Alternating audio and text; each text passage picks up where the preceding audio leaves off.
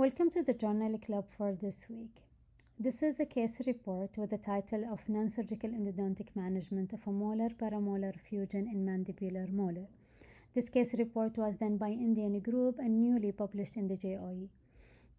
Different types of developmental anomalies such as fusion, gemination had a significant diagnostic and therapeutic challenge, especially when it's happened in a posterior teeth. Fusion results from the union of two separate tooth buds that lead to have a tooth with a shared root canal or separate, while gemination happens when a single tooth germ divided into two, leading to having a pivot crown with a single root.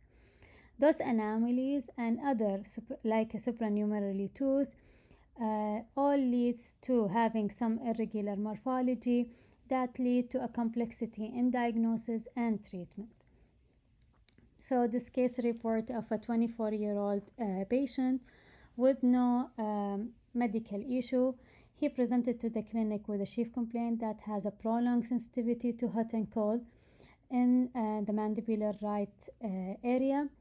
Upon clinical examination, abnormal occlusal anatomy that suggests either fusion with supernumerary tooth or fusion with gemination in the mesiobuccal aspect. Tooth was tender to both palpation and percussion, and it was negative to the sensitivity testing. From the periapical radiograph, fused anatomy with joint dentin and shared pulp chamber can appreciated. The mesioproximal caries invade the pulp space, and there is a discontinuity in the lamina dura. CBCT was requested from the axial view, 3 separate root canal, 2 within the permanent second molar and 1 with a paramolar, while from the sagittal view we can appreciate 2 canals in the molar with separate apical exit to the paramolar.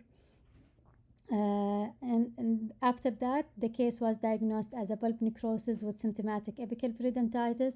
It was planned through the CBCT image to ease the clinical workflow, and then the non-surgical root canal treatment was initiated under rubber dam isolation, followed by access opening, complete deroofing until reaching the fusing point on the pulpal floor, which separate the large single canal of the paramolar from the main pulpal floor, then followed by complete instrumentation, obturation, and final restoration with composite, that followed by crown cementation, and then the tooth was in follow-up for 2, 6, and 24 months, and we can appreciate a complete radiographic resolution of the lesion and also complete resolution of the symptoms upon clinical examination.